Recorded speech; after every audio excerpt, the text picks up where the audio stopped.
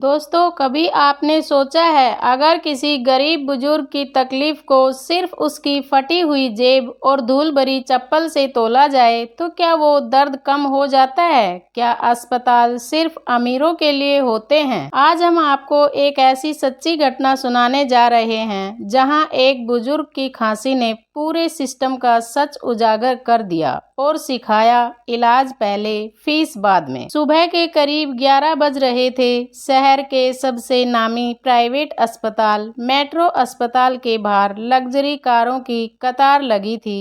Entrance पर AC की ठंडी हवा बह रही थी और रिसेप्शन के अंदर चमकते फर्श, नीली यूनिफॉर्म पहने स्टाफ और एक झूठी मुस्कुराहट फैली हुई थी। उसी माहौल में एक फटे हुए कपड़ों वाला बुजुर्ग धीरे धीरे अस्पताल के दरवाजे तक पहुंचा। उम्र करीब 70 साल, धूल से भरी हुई चप्पलें, चेहरा थका हुआ, आंखों में गहराई और होठों पर तेज खांसी। कंधे पर एक पुराना थैला था जिसमें दवाइयों की कुछ पुरानी पर्चियां और एक छोटी सी पानी की बोतल थी। वो सीधे रिसेप्शन पर पहुंचा, कांपती आवाज में बोला, बेटा, तबीयत बहुत खराब है, सीने में दर्द है, सांस नहीं ले पा रहा हूँ, डॉक्टर से मिलना है। रिसेप्शन पर बैठी लड़की ने उसे एक बार ऊपर से नीचे तक देखा, फिर कुर्सी पर पीछे झुकते हुए मुंह सिकोड़ते हुए कहा, पहले ओपीडी स्लिप बनवाइए, 600 रुपए की फीस जमा कीजिए, तभी डॉक्टर देखेंगे। बुजुर्ग ने जेब से सिकड़ा हुआ 500 रुपए का नोट निकालते हुए कहा, बेटा, कुछ पैसे कम हैं, लेकिन अंदर जाकर डॉक्टर से तो मिलवा दो। माफ कीजिए, यह अस्पताल है, कोई सरकारी डिस्पेंसरी नहीं। लड़की ने टेबल पर उंगलियां बजाते हुए कहा, पहले पेमेंट फिर इलाज। बुजुर्ग ने कांपते हुए पानी की बोतल निकाली, एक घूंट पिया और खांसते हुए फिर बोला, मैं बहुत दूर से आया हूँ, ट्रेन से, मेरी तबीयत बहुत ज्यादा खराब है, डॉक्टर को दिखाना बहुत जरूरी है। तभी रिसेप्शन से कुछ दूरी पर एक युवा डॉक्टर लगभग 30 वर्ष का वहां से गुजरते हुए ठहरा। वह सफेद कोट में था, चेहरे पर घमंड और आवाज में तीखापन था। क्यों शोर मचा रखा है बाबा? यह कोई चैरिटी क्लिनिक नहीं है, भागो यहाँ से, सिक्योरिटी को बुलाऊं? बुजुर्ग ने कुछ कहने की कोशिश की, लेकिन खांसी ने बात रोक दी।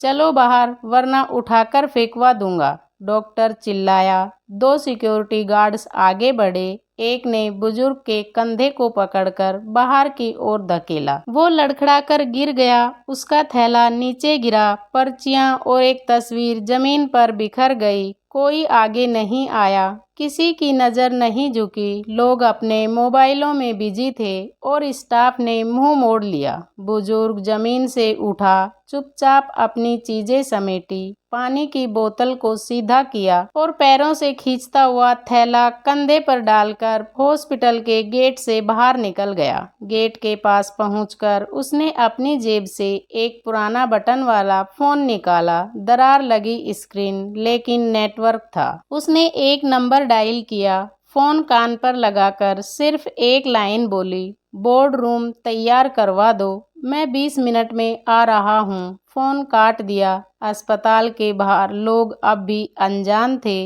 अंदर डॉक्टर उसी ऐंठ के साथ चलता रहा, पर बाहर कुछ ऐसा शुरू हो चुका था जो पूरे अस्पताल की नींव हिलाने वाला था। 20 मिनट बाद मेट्रो हॉस्पिटल के बाहर अचानक हलचल बढ़ने लगी। 3 महंगी बड़ी कार हॉस्पिटल के मेन गेट पर रुकी। अंदर बैठे लोग उतरते ही सिक्योरिटी गार्ड्स ने सीधा सलाम ठोका। लोग चौंके, स्टाफ दौड़ा। रिसेप्शन के पास खड़ी वही लड़की अब हड़बड़ा गई। डॉक्टर जिसने अभी कुछ देर पहले गुस्से में चिल्लाया था, वही अब चुप खड़ा था। गाड़ियों में से उतरे कुछ नामी चेहरे, अस्पताल ट्रस्ट के चेयरमैन, कुछ नामी उद्योगपति और उनके बीच में वही बुजुर्ग व्यक्ति। अब वह बुजुर्ग नहीं लग रहे थे, बल्कि वक्त से निकले हुए एक शांत तूफान की तरह दिख रहे थे। उनके पुराने कपड़े वही थे, जूते अब भी धूल से सने थे, लेकिन उनके साथ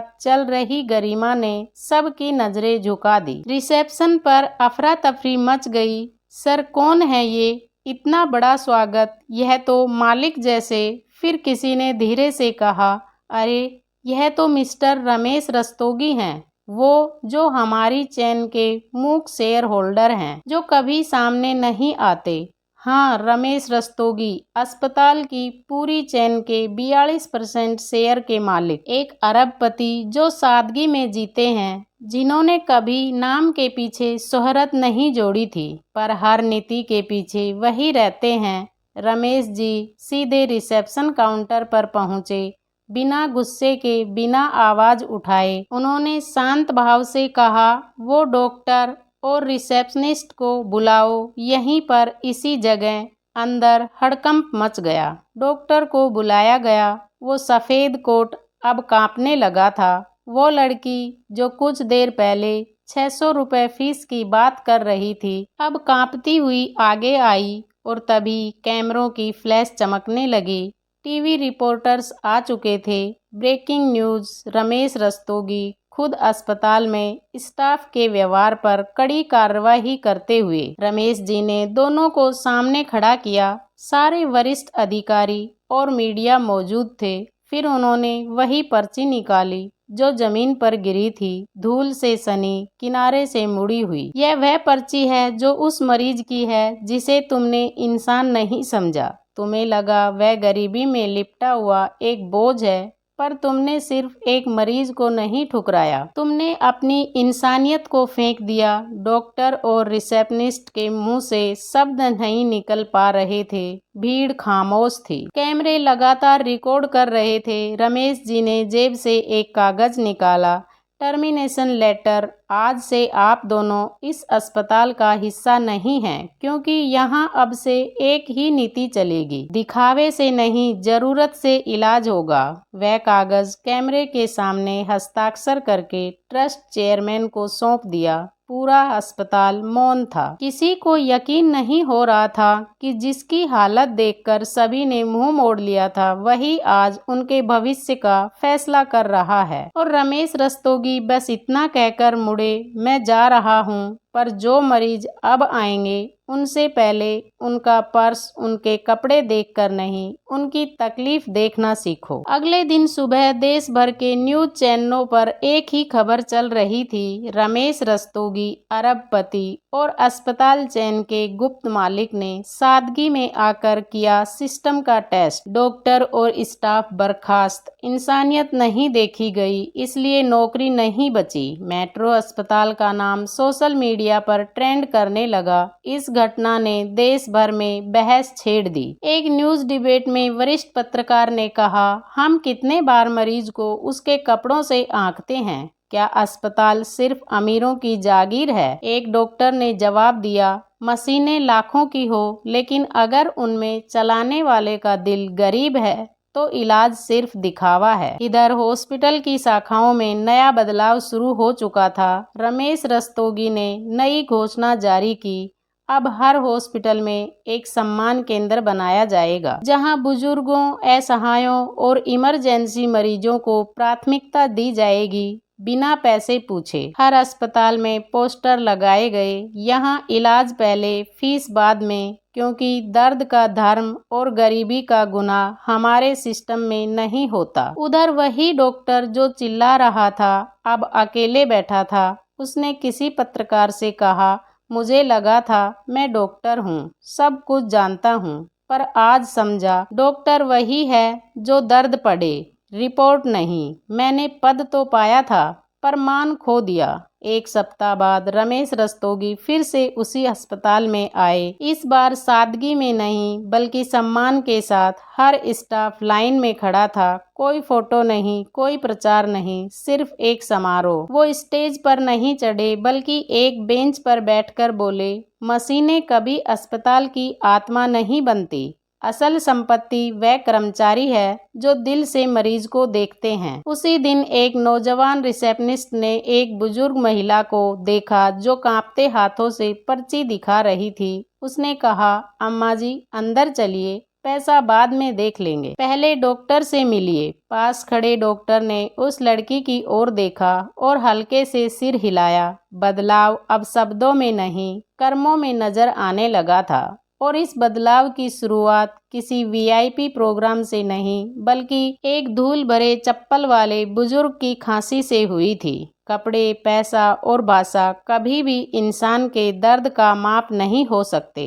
इलाज का पहला चरण मशीन नहीं, एक मुस्कुराहट होती है और अस्पताल की सबसे कीमती मशीन दिल होता है। इस कहानी से हमें सीख मिलती है कि इंसान की पहचान उसके कपड़ों से नहीं, उसकी तकलीफ से होती है। हर मरीज को सम्मान और सहानुभूति मिलनी चाहिए, चाहे वह गरीब हो या अमीर। अस्पताल व्यापार नहीं, सेवा का स्थान है। वहाँ पैसे से पहले इंसानियत की जरूरत होती है। पद और अधिकार से बड़ा होता है व्यवहार। अगर आपके पास ताकत है तो उसका उपयोग दूसरों की मदद के लिए कीजिए, अहंकार के लिए नहीं। दोस्तों, इस कहानी की सबसे बड़ी सीख है, दर्द की कोई जात, धर्म, वेशभूषा या बैंक बैलेंस नहीं होता। इलाज का पहला कदम संवेदना है। दोस्तों, वीडियो अच्छा लगा तो वीडियो को लाइक और शेयर करें, हमारे चैनल को सब्सक्राइब करें। मिलते हैं अगले वीडियो में, तब तक के लिए आपका बहुत बहुत धन्यवाद। जय Shri Shyam. It's not a game, it's a rich thing.